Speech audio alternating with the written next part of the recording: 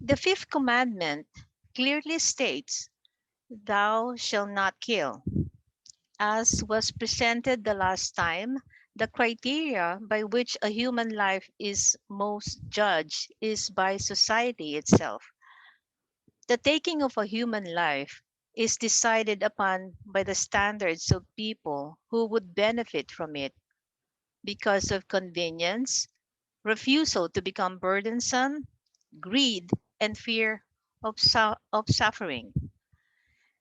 There are four killings covered by the fifth commandment, namely abortion, exploitation of human embryo, euthanasia, and suicide. Let's discuss the first case of abortion. The moral premise is that life begins at conception. According to the CCC 2270, human life must be respected and protected from the moment of conception. It's from the beginning. From the first moment of his existence, a human being must be recognized as having the rights of a person, among which is the inviolable right of every innocent being to life.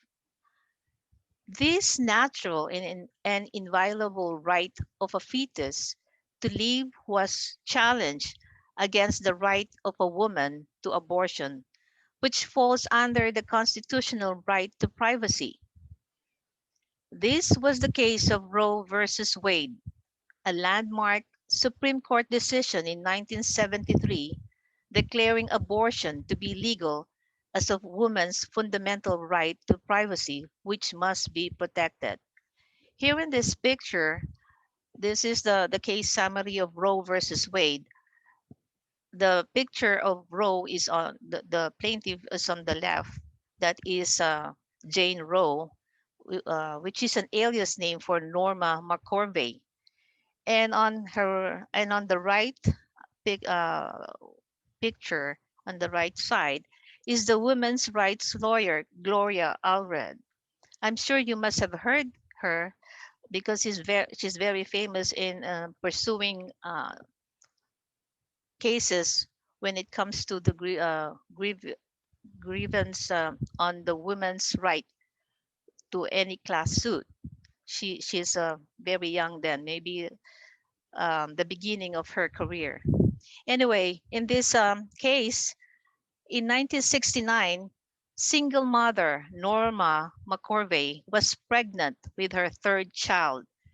She did not want to keep the child and sought an abortion.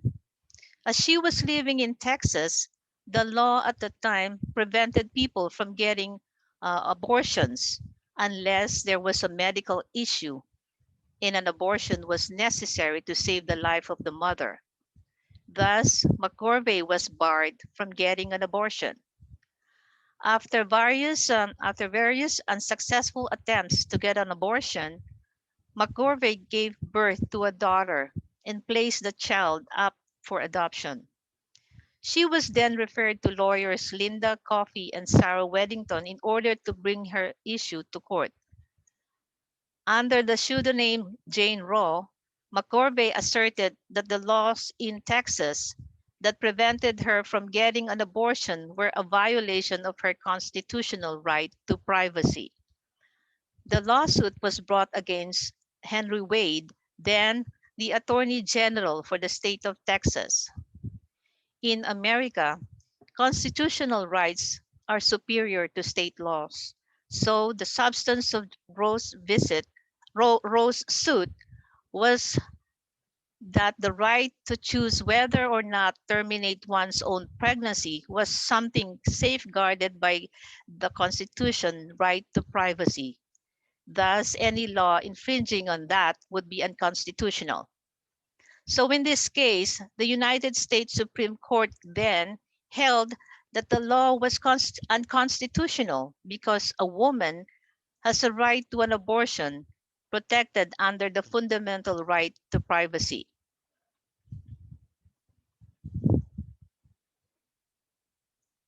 What then, what now should we ask is, what is the right to privacy? First, it's vital to understand that technically the Constitution doesn't explicitly give Americans a right to privacy. However, certain rights more explicitly protected by the Constitution have led legal experts and others in the field of law to defend the very notion, creating a kind of a de facto right to privacy as a result. A great example of this is the defense of the right to privacy can be found in the Fourth Amendment, which prevents government officials and law enforcement from searching a person or their property without probable cause or a valid warrant. Effectively, that restriction is designed to protect a person's right to privacy. So, after almost 5 decades of legalizing abortion, the Supreme Court has voted to overturn Roe versus Wade just last June 24 of this year, 2022. The news article says the U.S. Supreme Court has overturned its 49-year-old landmark Roe versus Wade decision that legalized abortion throughout the United States, upholding a Mississippi law banning the procedure after 15 weeks of pregnancy and leaving the issue up to each of the 50 states.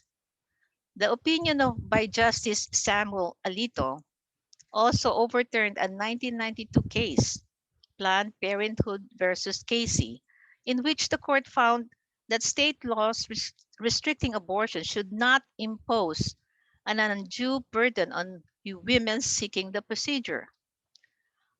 In the decision, Justice Alito wrote, abortion presents a profound moral question.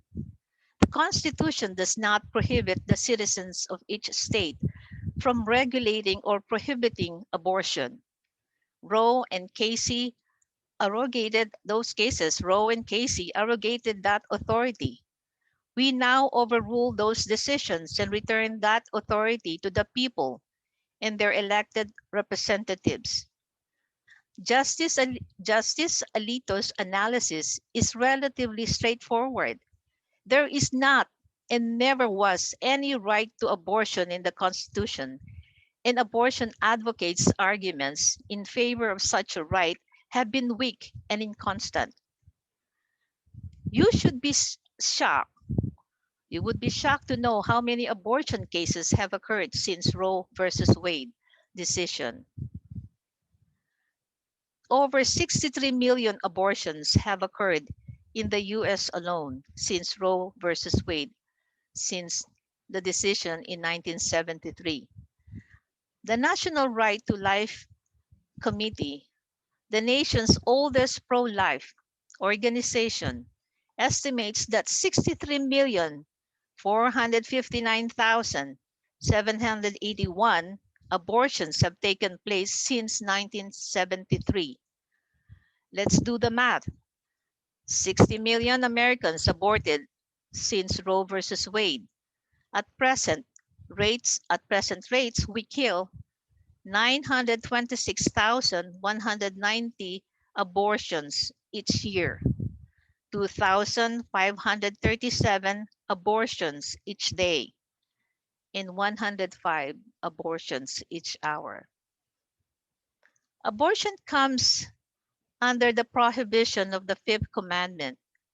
The Church affirms this in CCC 2271, which states that since the first century, the Church has affirmed the moral evil of every procured abortion.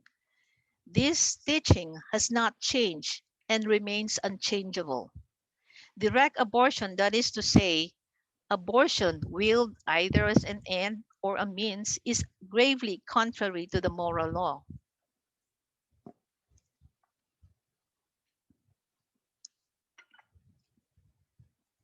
Since abortion is a grave offense under moral law, it goes without saying that any person who aids and cooperates in the abortion procedure will likewise suffer the penalty of excommunication and provided by the canon law of the church.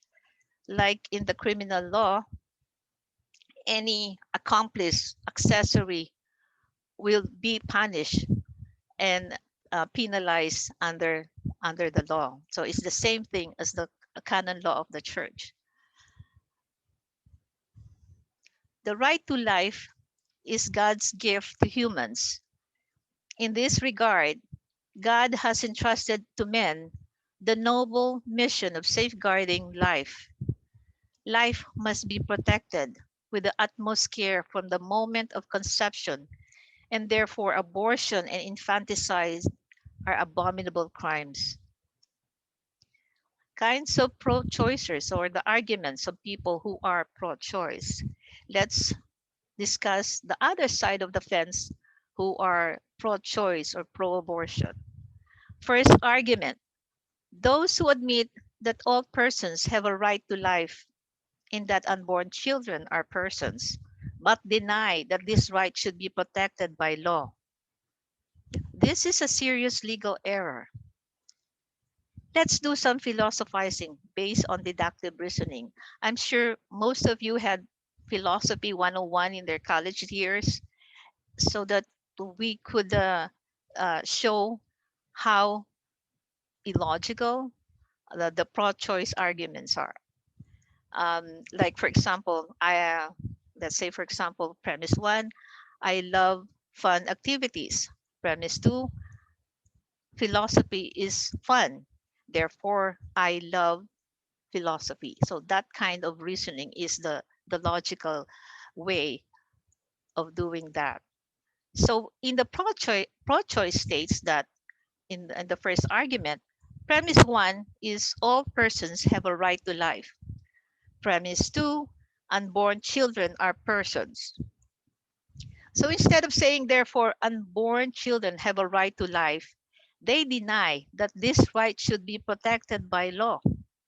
This is completely wrong because the inalienable right to life of every innocent human individual is constitutive element of a civil society and its legislation. As provided by CCC 2273, the moment a positive law deprives a category of human beings of the protection which any civil legislation ought to accord them, the state is denying the equality of all before the law. Therefore, such law is unjust and unfair and should be declared unconstitutional and invalid. The second argument for the pro-choice movement: those who admit that the law should protect the right to life and the unborn children are human beings, but deny that all human beings have the right to life. Again, this is a serious moral error. How can a group of or a class of human beings be denied of their right to life when you call them human beings? So this is absurd. And the third argument of the pro-choice movement: those who admit that the law should protect the right to life and that all humans have that right, but deny that unborn children are humans. This is a serious factual and scientific error. Before abortion was legalized in the case of Roe versus Wade, the life of every human being begins at conception. This was supported by science when it was shown that genetic code of the fetus or unborn child came from the combination of the genes of the human parents. Then let's go to the next type of killing covered by the fifth commandment: the exploitation of the human embryo. The basic moral law regarding the use of human embryo is contained in CCC 2275, which states that it is immoral to produce embryos intended for exploitation as disposable biological material. This exploitation prohibited here are farming, killing, and selling tiny humans for their body parts. This includes stem cell research, which involves the destruction of the human embryos. The Catholic is not opposed to all stem cell research. In fact, the Church recognizes the breakthrough medical benefits of stem cell research. Most stem cell research uses cells obtained from adult tissue, umbilical cord blood, and other sources that pose no moral problem. Useful stem cells have been found in bone marrow, blood, muscle, fat, nerves, and even in the pulp of baby teeth. Some of these cells are already being used to treat people with a wide variety of diseases. So, some of the benefits of stem cell research are the following: it can improve heart condition, can restore certain neurological functions such as birth defects and autism. It can potentially repair damaged tooth and promote hair regrowth. Possible treatment against Parkinson's and Alzheimer's disease. Promote spinal cord recovery. May help restore vision. Could help stroke victims recover motor functions. Boost wound healing and repair of damaged organs. Potential anti-cancer treatment. Plausible treatment against chronic kidney disease. The church is opposed to stem cell research only when it uses the embryo because harvesting these stem cells kills the living embryo. The church opposes the direct destruction of innocent human life for any purpose, including research. The next type of killing is euthanasia. Euthanasia is defined as the act or practice of ending the life of a person or animal having a terminal illness or a medical condition that causes suffering perceived as incompatible with an acceptable quality of life, as by lethal injection or the suspension of certain medical treatments. Another definition is an easy, tranquil death and death of an easy, painless kind. Another definition is the common uneasy death, a mode of dying to be desired. As provided in CCC 2277, the Church considers this as a moral unacceptable. Mercy killing, which is a euphemism used for euthanasia, is killing, just plain killing. The end does not justify the means. A good motive, mercy, does not justify an intrinsically evil act of killing. An alternative way to manage pain and suffering for the terminally ill patient is by palliative care.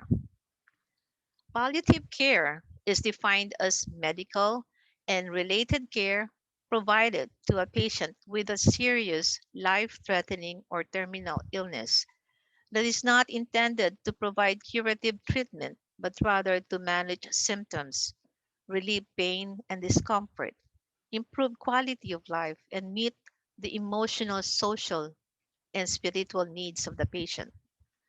Palliative care can be done in hospice care centers or even at the patient's home. While we do not have the right to take our own lives, we do have the right to die with Christian and human dignity. And that is why the palliative care is sanctioned by the Church in CCC 2278 and 2279. These catechism provisions, they provide that the patient, if competent or his duly authorized representative, may refuse and discontinue medical procedures that are burdensome, dangerous, extraordinary, or disproportionate to the expected outcome. However, the ordinary care treatment owed to the sick person should not be legitimately interrupted. The use of painkillers to alleviate the sufferings of the dying can form part of the palliative care, as long as death is not willed as either an end or means, but only foreseen and tolerated as inevitable. If death is inevitable and imminent, there is no moral necessity to do anything that makes dying more long and painful.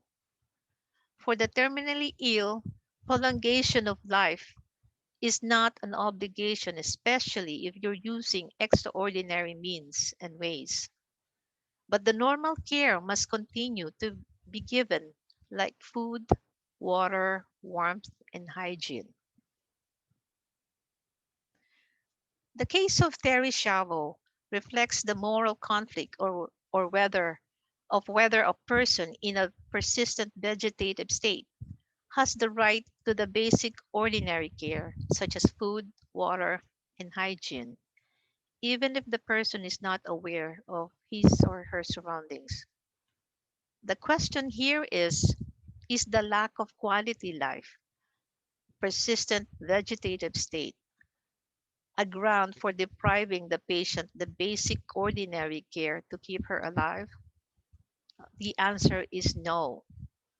As Pope John Paul II said, removal of feeding tubes from people in vegetative states is immoral and amounts to euthanasia by omission. Providing food and water to such patients should be considered natural and ordinary care and not artificial intervention. The last type of killing is suicide.